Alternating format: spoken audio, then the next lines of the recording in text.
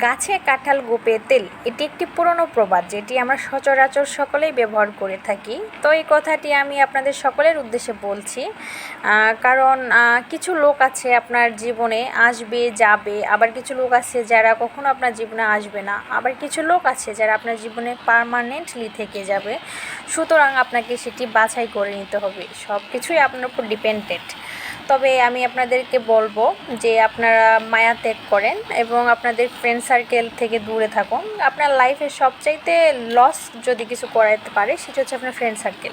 সুতরাং আপনি একা থাকুন, ভবিষ্যৎ নিয়ে ভাবুন, ইন ফিউচারে আপনি কি করলে আপনার ফিউচার ব্রাইট হবে সেগুলো নিয়ে চিন্তা করুন। আপনি আপনার ফ্যামিলিকে সময় দিন, আপনি নিজেকে সময় দিন, আর আপনি চেষ্টা করুন কিভাবে টাকা ইনকাম করা যায়। কেননা আপনার পকেট ভর্তি যখন টাকা থাকবে, আপনি রাস্তাঘাটে বের হবেন, দেখবেন আপনি পৃথিবীর রাজা।